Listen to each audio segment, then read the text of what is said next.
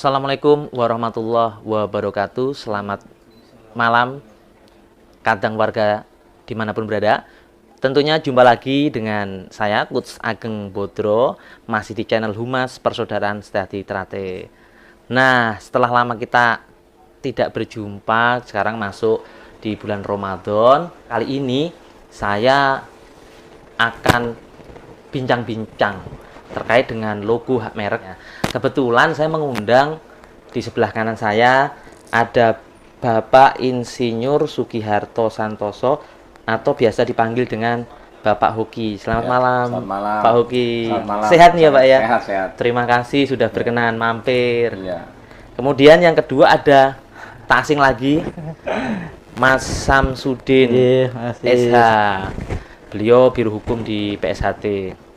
Jadi kebetulan Bapak Sugiharto Santoso ini adalah Ketua Umum di Apkomindo ya Pak ya? Apkomindo, betul. Apkomindo itu adalah Asosiasi Pengusaha Komputer Indonesia. Asosiasi Pengusaha Komputer Indonesia. Kebetulan beliau di waktu-waktu yang lalu memiliki kasus yang sama, mirip-mirip dengan apa yang ada di organisasi kita. Nah, seperti apa nanti perjalanannya, siapa tahu dengan kita bincang-bincang santai dengan beliau bisa memberikan motivasi, bisa memberikan sebuah pencerahan tentunya ya Mas Udin dalam proses penanganan hukum kita, dan ini juga menjadi penyemangat.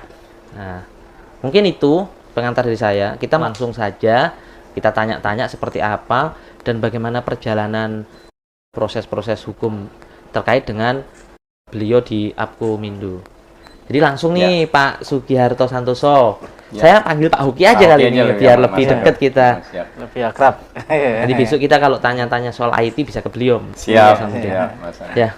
Pertanyaan pertama adalah ini Pak Hoki. Saya dengar bahwa Pak Hoki dulu pernah mengalami kasus yang sama di dalam perkumpulannya, yang mana katanya menegaskan bahwa sebuah badan hukum perkumpulan itu tidak bisa ya dialih atau diatasnamakan secara pribadi. Nah, ini seperti apa sesuai dengan pengalaman Pak Hoki nih selama ini? Ya, makasih Mas Ageng, teman-teman. Terima kasih dulu atas kesempatannya. Tapi yang saya ingin sampaikan, saya bukan untuk apa ya, hanya sharing lah ya, berbagi pengalaman, mungkin juga yang saya alamin barangkali bisa bermanfaat, berguna untuk teman-teman nih di persaudaraan Setiadi Trate ya. Kalau pengalaman saya memang tadi disampaikan, memang kalau ada undang-undangnya di Undang-Undang Hak Cipta nomor 28 tahun 2014 memang ada di pasal 65 ada pencatatan ciptaan tidak dapat dilakukan terhadap seni lukis yang berupa logo atau tanda pembeda yang digunakan sebagai merek dalam perdagangan barang atau jasa atau digunakan sebagai lambang organisasi, badan usaha atau badan hukum. Ya memang berkaitan sekali, saya sempat mengalami ya dikriminalisasi ya kan, dilaporkan karena saya kan ketua umum organisasi tadi Apkomindo, ternyata logonya sudah tanpa diketahui itu didaftarkan oleh seseorang, jadi kemudian dilaporkan saya seolah-olah melanggar hak cipta seperti itu, dan benar-benar diproses juga di Bareskrim. Ini foto saya jadi tersangka juga kan. Kalau di search di Google nama saya tadi Sugiharto Santoso atau Apkomindo itu nanti akan keluar juga saya ditahan ya, benar-benar di sel gitu selama 43 hari gitu ya kan. Cukup lama lah buat saya, kan lama juga 43 hari, tapi berproses itu karena tadi beracu di undang-undang hak cipta yang baru, karena mereka kan mendaftarkan di 2010, sertifikatnya 2011. Dan undang-undangnya kan baru di 2014, perkara saya terjadi dilaporkan di 2016, ditahan juga di akhir 2016 sampai 2017. Dan pada saat persidangan pun putusan pengadilan di Bantul ya, saya ditahannya di Bantul, memang diprosesnya di Bareskrim, kemudian di Kejagung ya. Tapi karena tempus delictinya itu di Bantul, di Jogja, ya saya ditahan di Kejaksaan Negeri Bantul, dan di putusannya juga ada jelas bahwa ada jurisprudensinya, saya juga print out ya, perkaranya organisasi di Askindo ya. Askindo itu organisasi kontraktor ini yang dia juga didaftarkan oleh orang lain. Tapi kalau ini memang benar-benar sampai diputus, ditolak. Kalau saya punya, saya akhirnya juga menggugat setelah saya diproses hukum, ternyata sempat ditahan dan menang ya di pengadilan Jakarta, di pengadilan Bantul, kemudian juga di kasasi saya juga menang karena JPU kasasi JPU itu ditolak ya, jadi dibatalkan. Jadi artinya kan saya bebas murni, tapi itu kan sebuah proses yang panjang. Kemudian ada gugatan dari mereka juga di pengadilan Jakarta Timur ya. Itu juga gugatannya ditolak ya, bukan ditolak, tidak dapat diterima. Kemudian juga sudah melakukan banding juga sama, tidak diterima.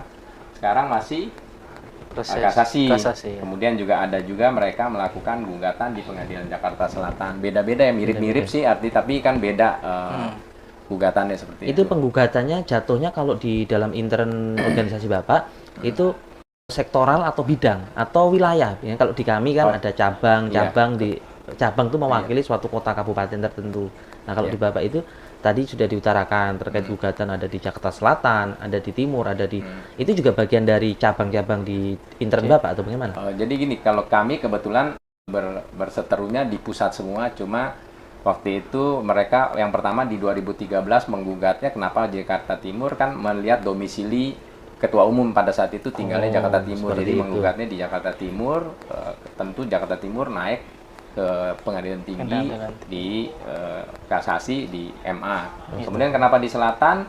Waktu itu yang di selatan ini karena kantor kami sebelumnya di Jakarta Selatan, jadi mendaftarkannya di selatan. Tentu menggugat kepengurusan kami gitu ya kan. Di Jakarta juga di pusat. Dan kalau sekarang saya yang lagi menggugat di Jakarta Pusat karena kantor mereka kan di Jakarta Pusat. Jadi kebetulan memang di pusat semua.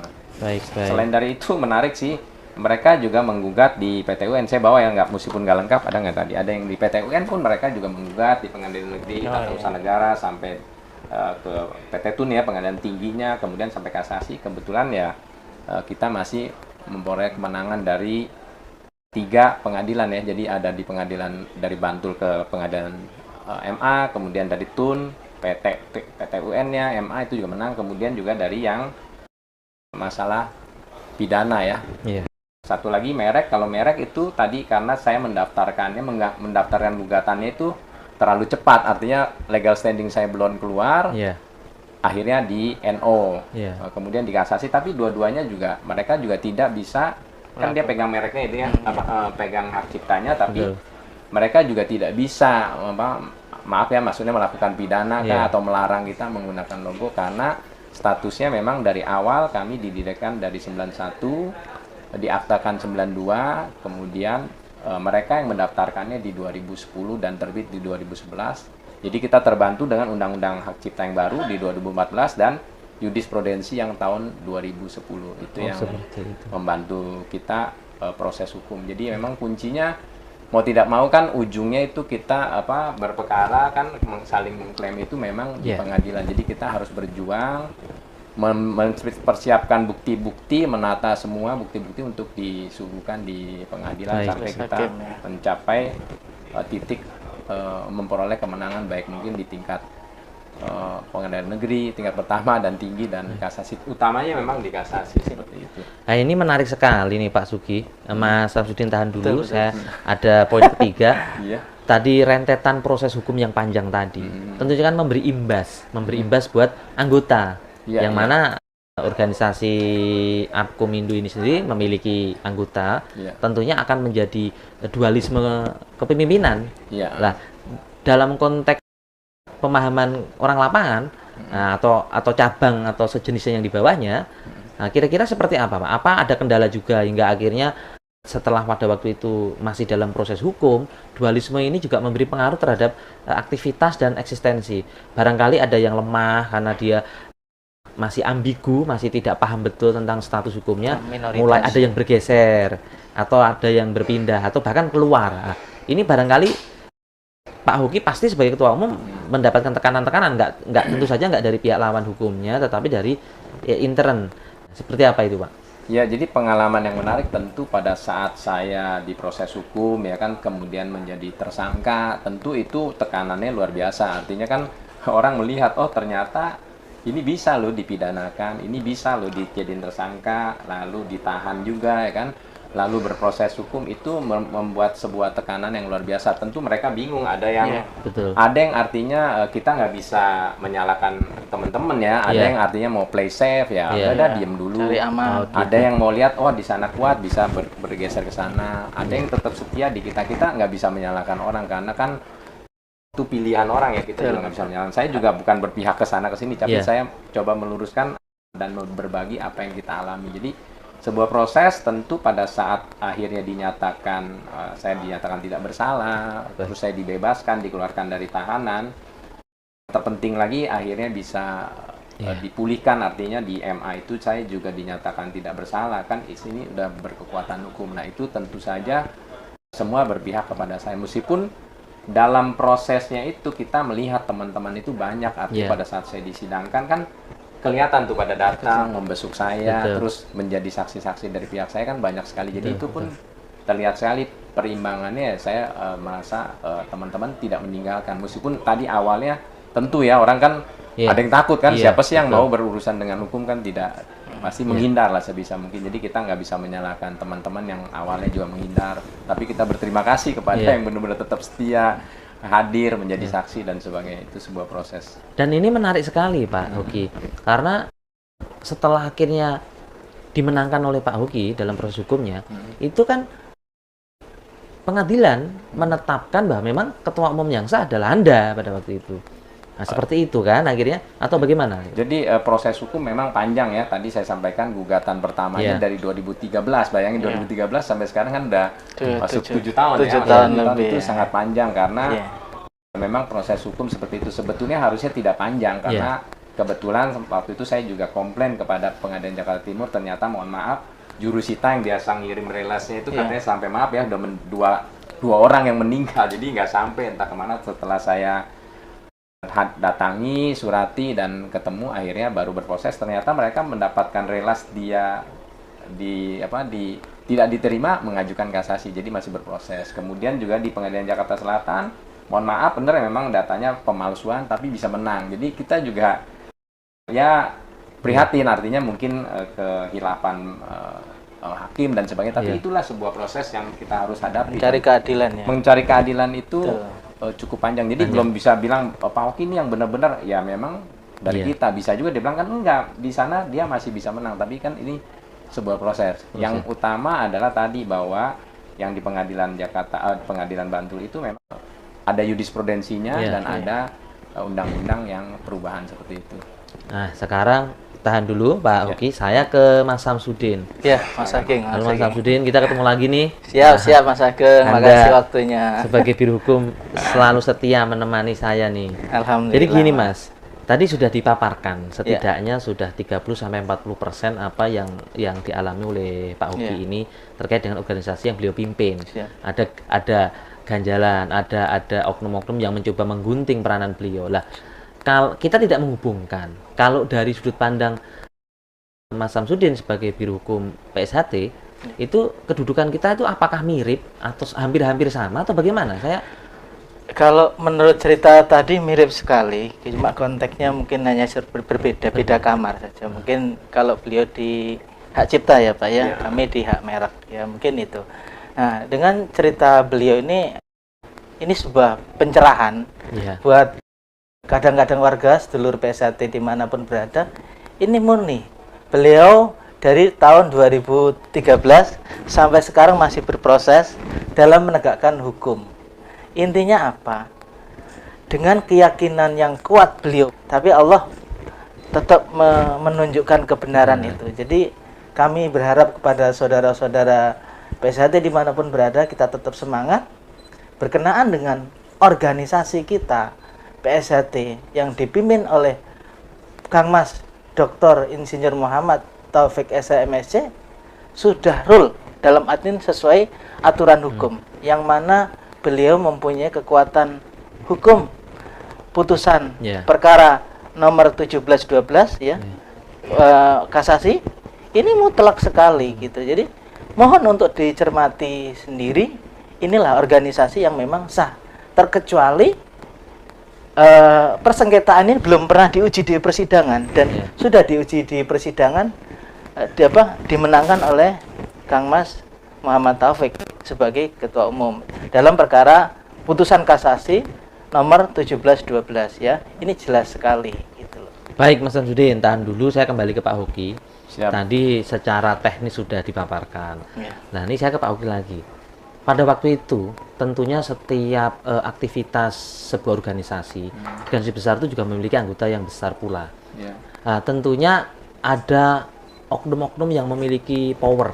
Anggap saja dia juga terlibat di instansi pemerintahan dan lain sebagainya. Lah, saya nih pengen penasaran pada waktu Pak Hoki mengalami tekanan-tekanan terkait dengan hukum Kriminalisasi ya. dan kriminalisasi, kira-kira ada tidak yang apa ya istilahnya itu, menggunakan kewenangan-kewenangan dari lawan Pak Hoki ini menggunakan akses-akses yang dia miliki, misalnya memiliki materi yang berlebih hingga bisa beli sana beli sini gitu, atau mungkin jabatan yang penting di wilayah tertentu hingga akhirnya mereka mendapatkan akses yang lebih mudah. Nah, sementara Pak Hoki ini yang notabene memang murni pengusaha gitu ya. Apa yang dirasakan pada waktu itu kan pasti tentunya dengan jika ada terus mendapatkan tekanan seperti ini nih, tapi masih nekat jalan terus lah, itu kiat-kiatnya seperti apa itu kok sampai sejauh ini gitu. Luar biasa. Jadi kalau saya boleh berbagi, saya bukan menyamakan barangkali di sana ada oknum, di PSHT ada oknum dan sebagainya. Tidak seperti itu ya artinya, tapi yang saya alami memang terjadinya seperti itu. Jadi artinya saya mengalami, meskipun saya tidak mencampuri ya, artinya ini menceritakan memang pure diri saya seperti itu. Bahkan di rapat-rapat mereka malah menyampaikan bahwa ada orang yang menyiapkan dana gitu untuk supaya saya dikriminalisasi. Bahkan itu menarik juga, tadi nggak sempat perlihatkan bahwa di persidangan pun muncul gitu, bahwa di salinan putusan itu ada kata-kata bahwa saya sebutkan juga karena ini udah putusan sidang dan udah sering di pemberitaan itu ada bahwa di sini kan ada namanya, pasti kan ada namanya ini jelas ya, kalau mau di-shoot juga boleh, namanya saksi Hengkianto TA, di bawah sumpah pasti kan, kalau sidang-sidang pasti di bawah sumpah memberikan keterangan pada pokoknya sebagai berikut. Intinya di halaman ini di halaman 27 dan ini di halaman 33. Jadi tempat saya di sini ada ditulis di halaman 33 putusan itu, ini pihak lawan ya, saksi pihak lawan menyatakan bahwa saksi tahu siapa-siapa orang yang menyediakan dana supaya terdakwa itu saya masuk penjara. Seingat saksi namanya itu Suharto Juwono dan satu lagi saksi tidak ingat. Jadi sangat menyedihkan sih, artinya di pengadilan pun sampai ini diungkapkan dan ini menjadi sesuatu yang mohon maaf memalukan lah. Artinya ada oknum dari pihak Polri juga, mungkin juga ada, kan ada oknum ya tentu ya, ada oknum juga dari kejaksaan juga melakukan hal ini, sehingga kalau tidak terjadi tidak ada seperti itu ya nggak mungkin lah saya sampai menjadi tersangka, akhirnya sempat ditahan, akhirnya juga dinyatakan tidak bersalah. Itu ada peran-peran dan pasti nanti suatu saat akan terungkap. Saya nggak menyatakan di sana ada ya, di sini ada, nggak, tapi saya menceritakan ini yang saya alami gitu, yang benar-benar real dan benar-benar ada di salinan putusan, dan orangnya kok berani gitu di muka sidang di bawah sumpah menyatakan itu. Ini kan sangat beresiko, berarti kan nanti dia harus membuktikan juga apakah benar. Kan kita juga nggak tahu, barangkali Soeharto bilang saya nggak menyiapkan uang, kan bisa juga dia yang bicara, entah benar nggak Soeharto, kan ada satu lagi dan tidak disebutkan, tapi itu kan bagian dialah nanti yang membuktikan ada dan tidaknya. Tapi sebelumnya ada itu kata-kata intimidasi terhadap orang-orang yang mau melawan lah pihak yang saat ini berseberangan di Apkomindo. Jadi itu kita alami dan cepat atau lambat kebenaran itu akan muncul. Jadi artinya kalau saya sampai bagaimana sih, saya ini bukan di PSHT ya, maksudnya di Apkomindo, bagaimana sih saya berjuang, kok bisa mau berjuang terus meskipun saya sampai ditahan, karena tadi kebenaran, keyakinan sama keadilan di Indonesia tetap ada gitu, meskipun tadi kan harus melewati hal-hal yang berat lah, ada aja maksudnya oknum-oknum, mohon maaf kalau di hakim juga ada oknum, itu memang agak sulit, tapi nyatanya masih banyak hakim-hakim, polisi-polisi, Polri ya kan, kejaksaan itu sangat banyak. Jadi kita tidak berimbang kalau bilang ini ada oknum Polri, ada oknum kejaksaan, tapi kita nggak pernah menyampaikan pujian terhadap kepolisian RI, kepada kejaksaan, kepada kehakiman, karena dari sekian banyak kasus kan jelas sekali yang dimenangkan saya untuk kebenaran keadilan tuh ada. Jadi memang itulah yang terjadi dan kita memang harus berjuang dan berusaha untuk pembuktian-pembuktian seperti itu. Berarti dapat disimpulkan bahwa walaupun melalui proses panjang dan sangat merepotkan tentunya, tetapi kita masih percayalah hukum di Indonesia ini masih banyak sekali tokoh-tokoh yang masih memegang teguh tentang ajaran-ajaran kebenaran itu. Dan kebaikan atau kebenaran tentunya akan terkuak dengan sendirinya, walaupun tadi sudah dijabarkan sedemikian panjangnya proses hukum, bahkan harus banyak pengorbanan ya Pak Ogi ya. Satu lagi maksudnya kalau saya boleh puji juga dari pihak Polri juga, saya kan sebenarnya sudah memaafkan, Hendra tahu ya, saya sudah memaafkan orang, maksudnya pihak oknum yang melakukan itu. Tapi ternyata di Mabes Polri bilang nggak bisa, ini harus diproses, kamu harus buat suratnya, saya tunggu, harus dilaporkan gitu loh, bahwa mereka juga nggak mau ada orang-orang oknum di Polri yang berperilaku yang mencederai hukum institusi Polri gitu maksudnya. Jadi nggak bisa. Jadi saya gimana? Saya bilang saya udah maaf. Ya nggak bisa dong, kamu udah disidangkan, ditahan, terus ini juga citra Polri, nggak bisa. Tapi di satu sisi kan saya juga menceritakan, misalnya hari ini kan menceritakan ada oknum. Jadi di satu sisi memang oknumnya itu memang harus diproses. Padahal saya udah memaafkan, Hendra, tim saya udah dengar sendiri, nggak boleh katanya, tetap harus dilaporkan, harus diproses sesuai kesalahannya. Jadi kita acungan jempol lah, artinya memang Polri juga sangat peduli juga dengan citra institusi itu. Jadi kita jangan kalau ada oknum yang melakukan kesalahan ya kita nggak boleh dong menghakimi terus sebagai institusi, karena banyak sekali ini kasus-kasus bisa aman, bisa apa kan Polri lah yang menjaga NKRI ini. Jadi itu garda terdepannya seperti itu. Kalau Mas Samsudin tadi sudah ada banyak poin yang mungkin menjadi motivasi, atau mungkin tadi Mas Samsudin sampaikan mirip sekali dengan apa yang terjadi di kita gitu. Karena dulu-dulu juga harus tahu bahwa saya sendiri juga awam kalau kita bicara hukum. Tapi karena ini kebetulan ada beliau berdua ini, baik Pak Hoki dengan pengalamannya, nah ini makanya saya didampingi oleh Biro Hukum ini. Kira-kira bagaimana Mas Samsudin tanggapan seperti ini terkait dengan tadi proses dan lain sebagainya, rentang waktu yang panjang, kemudian tentunya ada oknum-oknum yang bermain juga di dalamnya, kemudian ada tindakan-tindakan yang mungkin di cabang-cabang tadi yang akhirnya ada tekanan-tekanan, penyerangan-penyerangan terkait gugatan-gugatan kasus. Itu gimana Mas Samsudin? Ya mungkin dari studi kasus dan pencerahan dari beliau sangat menjadikan motivasi kepada saudara-saudara PSHT dimanapun berada, bahwa kita harus tetap optimis dan semangat, itu kunci. Yang kedua, jangan takut manakala kepada orang yang mungkin oknum yang mengambil kesempatan masuk dalam bagian permasalahan ini. Jangan takut, karena memang negara kita negara hukum. Semua masyarakat dilindungi oleh undang-undang, bukan begitu Pak? Yang itu. Jadi begitu juga saudara-saudaraku cabang, rayon, ranting, ya, adik-adikku tetap semangat berlatih dan melatih, ya. Semua kita sudah dilindungi, ya. Berkenaan dengan latihan PSHT adalah sebuah sarana, ya, pembekalan mental, pelatihan tingkat pertama yang sebagai aplikasi dari ADART, yang mana pelatihan itu sama dengan latihan pencak silat yang lain, ya. Latihan yang mana latihan pencak silat itu ada namanya senam, jurus, ya, senam masal atau toyak, belati, dan itu sudah mempunyai hak paten milik organisasi, Pak. Jadi kuat sekali gitu. Jadi tidak perlu takut, tetap dilawan dengan cara arif dan tenang dan penuh dengan kebijaksanaan. Tidak perlu takut, karena apa? Kita real, ya. Organisasi kita sudah berkekuatan hukum, dalam artian juga punya legalitas yang jelas, runtun dari ADART dari tahun 51 sampai sekarang diakta notarilkan gitu. Ini sudah sangat kuat. Jadi adik-adikku, saudara-saudaraku semuanya tidak perlu takut. Sudah banyak, ya, oknum yang mungkin ya melucuti baju sakral, sudah kita tindak, kita laporkan, ya. Siapapun, ya, yang mungkin mohon maaf pada saudara-saudaraku oknum, tolong jangan mengambil kesempatan dalam berorganisasi ini. Kita harus netral, ya. manakala mungkin Polri ya harus tunduk pada sumpah prajuritnya. Begitu juga dengan saudaraku yang mungkin dinas di kepolisian harus tunduk pada undang-undang kepolisian. Kode etik profesi ini harus dijunjung tinggi. Sehingga dengan kesinambungan ini semuanya sebagai sarana meningkatkan ya tali persaudaraan. Yang kedua adalah melanjutkan visi misi organisasi kita, menciptakan manusia yang berbudi luhur, tahu benar dan salah. Ini yang penting.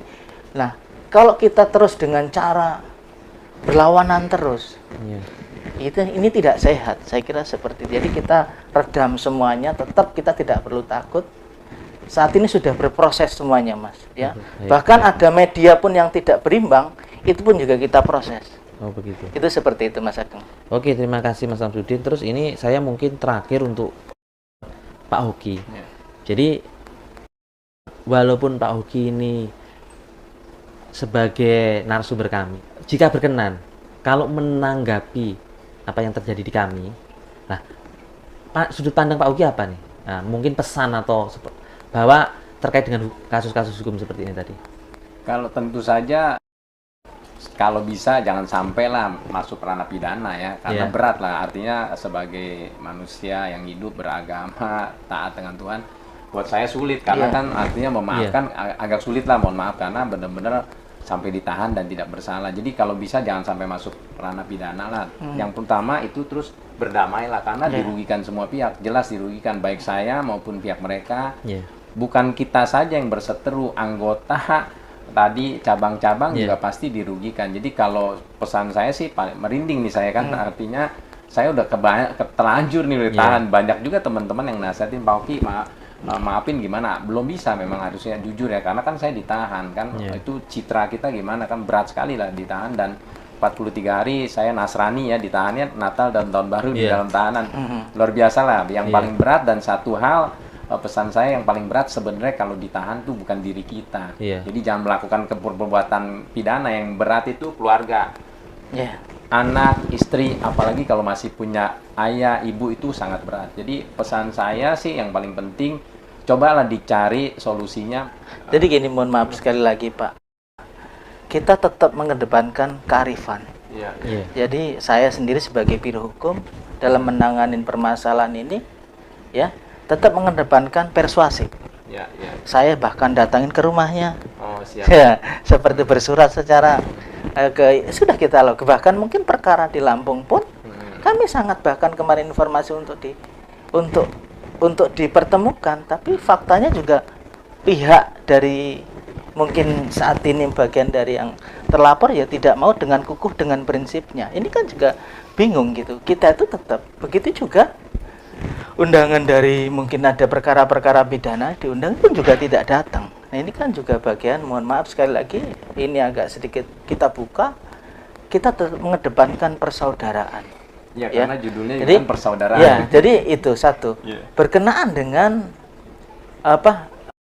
tindakan oknum-oknum atau mungkin yang mungkin dengan melakukan sering ya membuat gaduh ya, dalam artian dengan cara pelucutan ataupun dengan intimidasi, ini adalah memang ini melanggar ya, mungkin melanggar hukum. Dan jelas saya juga sepakat dengan Bapak untuk tidak melakukan perbuatan tindak pidana sehingga tidak berdampak pada pidananya kan, seperti itu aja sih saya kira itu Pak. Jadi kalau boleh tambahan kan ya, artinya kalau saya hadir di sini semoga mendapatkan pencerahan, proses itu panjang, dan jangan sampailah ada yang masuk ranah pidana sampai ditahan dan sebagainya, karena kalau masih bisa guyup kan ini persaudaraan. Jadi semoga dengan kehadiran saya ini bisa rukun, karena melihat perjuangan itu begitu panjang, sulit sekali. Jadi kalau bisa jangan sampai ke sana lah. Semoga ini bisa mencerahkan dan bisa happy ending lah, seperti itu. Baik, terima kasih. Saya, gitu. Terima kasih sekali Pak Hoki berkenan hadir malam ini, Mas Samsudin. Saya rasa mudah-mudahan malam ini menjadi sebuah motivasi membuat kita semakin bijaksana dan sadar ya. Nah, jadi saya rasa itu dulur-dulur, saya menghadirkan narasumber dengan simulasi proses hukum yang sama dengan kasus yang sama. Ternyata memang tidak baik ketika kita berseteru dan akhirnya akan memberikan kerugian kedua belah pihak. Nah, Saya rasa itu malam ini Mas Samsudin. Mas Terima Ageng. kasih kehadirannya. Sami-sami. Mudah-mudahan ini menjadi konten yang memotivasi, membuat semangat dulur-dulur, malah semakin membuat kita akhirnya saling menyadari dan guyup kembali. Dan terima kasih Pak Uki, Sama-sama. berkenan jauh-jauh dari sana hadir kemari. Ya, untuk suatu kebaikan lah semoga. Kapan-kapan saya nanti silaturahmi, Siap. gantian saya nanti tanya-tanya soal Siap. urusan Apkomindo. Apkomindo ini asosiasi pengusaha komuter pengusaha Indonesia. komuter ya. Kita nanti mau tanya-tanya, barangkali saya pengen beli apa yang terbaik, murah gitu ya. Belinya di Apkomindo gitu Betul. ya, di anggota kita di beberapa Betul. daerah. Saya rasa itu dulur-dulur. Saya ucapkan terima kasih atas malam ini. Biasa kalau saya mau tutup saya kasih apa? Quotes ya Mas ya. Jadi Kang sopo nyolong bakal kelangan, Kang sopo kelangan bakal diparingi. Saya rasa itu akhirul salam. Wassalamualaikum warahmatullahi wabarakatuh. Waalaikumsalam Selamat malam. warahmatullahi wabarakatuh.